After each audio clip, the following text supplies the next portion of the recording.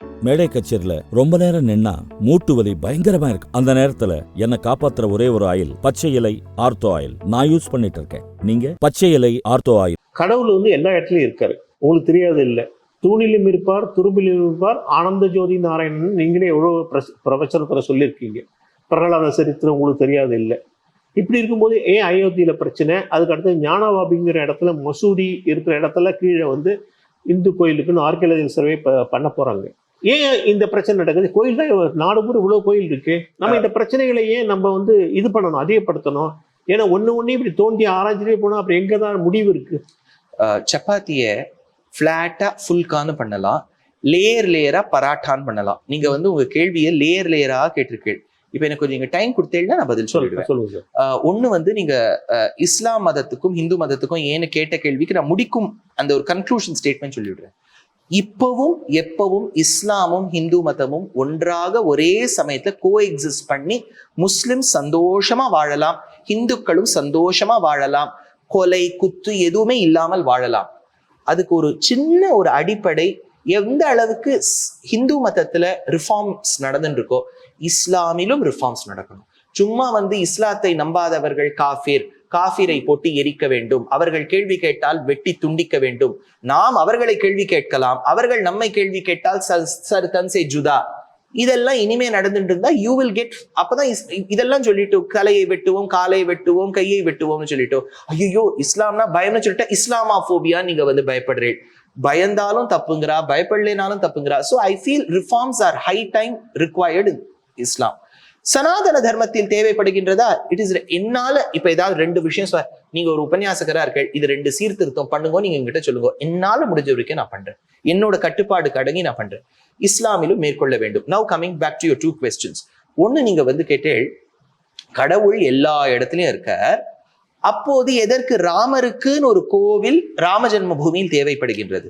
எல்லா இடத்துலயும் கடவுள் இருக்காருன்னு சொல்லிட்டா இவ்வளவு பிரச்சனை. சரி, இப்ப நான் ஃபர்ஸ்ட் இந்த கேள்வியிலேயே ஒரு ஃபர்ஸ்ட் பார்ட்டுக்கு பதில் சொல்லி விடுறேன் சார். கடவுள் எல்லா இடத்துலயும் இருக்காருங்கிறத திண்ணம் இது ஒத்துக்கிறது சனாதன தர்மம். இதுல கொஞ்சம் கூட குழப்பம் இல்லை. பார்க்கின்ற பொருள் எல்லாம் காக்கை சிறகினிலே நந்தலாலா, பச்சை மாமலை போல் மீனி, மலையை பார்த்தாலும் பெருமாளா தெரியுது, காக்காவை பார்த்தாலும் கிருஷ்ணர் ஞாபகத்துக்கு வருது. எல்லா இடத்துலயும் பெருமாள் இருக்கார். ஆனால் காற்றும் தானே எல்லா இடத்துலயும் இருக்கு, காத்து கூட பார்த்தீங்கன்னா எல்லா இடத்துலயும் இருக்கு. ஆனா கோவிட் 2வது ஃபேஸ் வந்த போது பல மக்கள் ஆக்சிஜனுக்காக தவிச்சா. அப்ப ஆக்சிஜன்ல தவிக்கக்கூடிய பேஷண்ட்டை பார்த்துட்டு என்னடா கிண்டல் அடிக்கிற, நீ காத்துதான் எல்லா இடத்துலயும் இருக்கு, ஆக்சிஜன் வாங்கிக்கோன்னு சொன்னேடா. அப்போ அந்த பேஷண்டால ஆக்சிஜன், காற்றில் கலந்து இருக்கக்கூடிய ஆக்சிஜனை சுவாசிப்பதற்கு இழுப்பதற்கு அவர்கிட்ட திறள் இல்லை என்பதற்காக ஆக்சிஜனை ஒரு சிலிண்டர்ல கொடுத்து அவர்கிட்ட கொடுத்தோம். கடவுளும் எல்லா இடத்துலயும் இருக்கார். வாஷ் பேசன்ல இருந்து, கம்மோடுல இருந்து, கிச்சன்ல இருந்து, சால கிராமத்துல இருந்து எல்லா இடத்துலயும் கடவுள் இருக்கார். அனைத்து பொருள்களிலும் வியாபித்து இருக்கக்கூடிய இறைவனை கண்டு பார்த்து உணர்ந்து ரசித்து தொழுவதற்கு நமக்கு திறள் இல்லை. எப்படி ஒரு எல்லா இடத்துலயும் இருக்கக்கூடிய ஆக்சிஜனை grab that oxygen and breathe in oxygen. When the patient doesn't have that ability, நீ ஆக்சிஜன் நீங்க என்ன பண்ற, அழகான ஒரு சிலிண்டர்ல வச்சு கொடுக்குறேன். நம்மை போன்ற சாதாரணப்பட்டவர்கள், நான் எனக்கு உங்களை பத்தி பேசுறதுக்கு எனக்கு தகுதி இல்லை சார். நான் சங்கரர் இல்லை, நான் ராமானுஜர் இல்லை, நான் வேதாந்த தேசிகன் இல்லை, நான் மத்வாச்சாரியர் இல்லை, ஆழ்வார்கள் நான் நிச்சயமா இல்லை. சாதாரணப்பட்ட ஒருவன். எனக்கு எல்லா இடத்திலும் வியாபித்திருக்கக்கூடிய இறைவனை புரிஞ்சுக்கிறதுக்கு எனக்கு சாமர்த்தியம் இல்லை. அதனால என்னுடைய மதம், என்னுடைய அந்த ஞான ஹீனத்தன்மையை பார்த்துவிட்டு, துஷ்யந்த் நீ ஆழ்வாரும் இல்லாதபடியால், ரிஷியும் இல்லாதபடியால், ஆச்சாரியனும் இல்லாதபடியால் ஸ்ரீரங்கத்துல போய் இந்த பெருமாளை சேவிச்சுட்டு வா, திருப்பதியில போய் இந்த பெருமாளை சேவிச்சுட்டு வா. யார் சொல்றா அப்படின்னு எங்களுக்கு ஆகமம் சொல்றதே.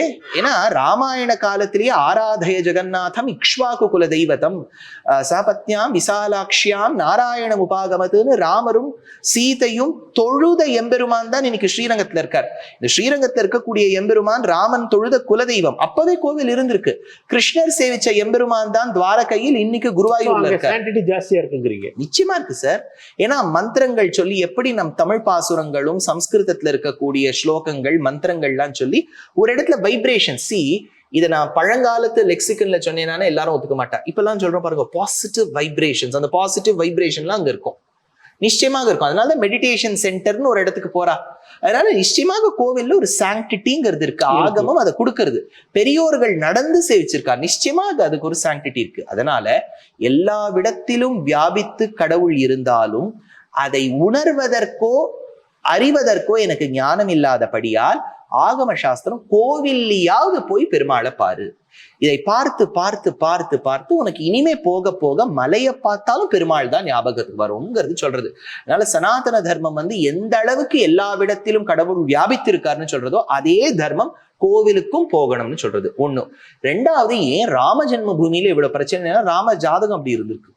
ஏன்னா பாவம் அவருக்கு லைஃப் ஃபுல்லா பார்த்தேன்னா அவருக்கு அந்த 24 வயசு முடிஞ்சு 25வது வயசுல கைகை பட்டத்துக்கு வர வேண்டிய ராஜாவை, யுவராஜாவை காட்டுக்கு போன்னு சொல்லியாச்சு. 14 வருஷம் அந்த மந்தரை சொல்லி கைகை சொல்லி அப்பா சொல்லி காட்டுக்கு போயிச்சார். எவ்வாறு நடந்தனை எம்மி ராமாவோன்னு ஆழ்வார். அப்பா அழுதாராம், ஐயோ என் குழந்தை கல்லும் முள்ளும் குத்த குத்த காட்டுல நடக்கிறதே, அந்த குழந்தை பாவம் எவ்வளவு கஷ்டப்படும்னு காட்டுக்கு போனார். அங்க போனா விராதன் என்கின்ற அரக்கன் சீதையை கடத்தி சென்றான், ராவணன் கடத்தி சென்றான். எங்க போயிருக்கான்னு தெரியல. அப்ப யாருடைய ஃப்ரெண்டு வச்சுண்டு குரங்குகளுடைய உதவியை நாடி சேத்துவை கட்டி சீதையை மீட்டெடுத்து மறுபடியும் கர்ப்பவதியாக இருந்த சீதையின் மீது அவச்சொல் ஏற்பட அதற்காக பாவம் தனக்கு பிடித்த சீதையை காட்டுக்கு அனுப்ப எத்தனையோ கஷ்டப்பட்டார். அவர் ஜாதகத்துல கஷ்டம் இருந்திருக்கு போல இருக்கு. பாவம் இன்னி வரைக்கும் அந்த ஒரு அவர் பிறந்த இடத்துல இருந்த ஒரு கோவிலை இடித்து அதற்கு சான்றும் கிடைத்து கீழே அந்த when they did the archaeological excavation a temple was found. அதுவும் கண்டுபிடித்து பாவம் இன்னளவுக்கும் அவர் ஏன் சண்டை போட்டார் பாவம் அவருக்கு வேற எங்கேயாவது கட்டியிருக்க கூடாதா? இதோ நம்ம ராமாவரத்துல கட்டியிருக்கலாம், அண்ணாமலைபுரத்துல கட்டியிருக்கலாம், கோபாலபுரத்துல கட்டியிருக்கலாம். ஏன் அவர் ராம ஜென்ம பூமியில தான் கட்டிக்கிறாருன்னா எந்த ஊர்ல பிறந்தாரோ அங்கதான் கட்ட முடியும். இது எல்லா மதத்துக்கும் பெருமை. ஏன் ஜீசஸ் பிறந்த பெத்லஹாம் ஜெருசலேமுக்கு தானே பெருமை. அவளுக்கு பதிலாக நீங்க ஜெருசலேம்ல கோவில் வச்சுக்காதீங்க, இதோ நம்ம பக்கத்துல இப்ப மயிலாப்பூர்ல கேசவ பெருமாள் கோவில் பக்கத்துல வச்சுக்கோன்னு சொன்னா ஒத்துப்பாடும். மெக்கா மதீனாவை பார்த்து தானே இன்றளவும் ஒரு டிவோட் முஸ்லிமானவர் தொழுகின்றார். ஏன் அவர் இப்போ எல்லா விடத்திலும் அல்லாஹ் வியாபிச்சிருக்காருன்னு சொன்னா அது ஏன் கொஞ்சம் டைரக்ஷனை மாத்தி இந்த ஊர்ல ஏதாவது நாகூரை பார்த்து சேவிக்க வேண்டியது தானே? அவர்களுக்கு ஒரு கோட்பாடு மக்கா மதீனா என்பது அவ்வளவு முக்கியம். அதுபோலே ஸ்ரீமத் ராமாயணத்தை சனாதன தர்மத்தை அவலம்பிக்க கூடியவர்களுக்கு அயோத்தியா முக்கியம். இதை வடதேசியர்கள் மட்டும் கூறவில்லை, நம் ஆச்சாரியர்களும் தெரிவிக்கின்றார்கள். அயோத்தி நகருக்கு அதிபதியே ஸ்ரீராமா தாலேலோன்னு குலசேகர ஆழ்வார் பாடுறார். அத்தனை இடங்கள்ல நிலமகள் முகமோ நெடுமங்கள நானோ திருமகற்கு இனிய மலர் கொல்லோ மாதவன் தன் மணி பெட்டியோ அப்படின்னு கம்பநாடர் அயோத்தியாவோட பெருமையை சொல்றார். அதனால நமக்கு அயோத்தியா முக்கியம்.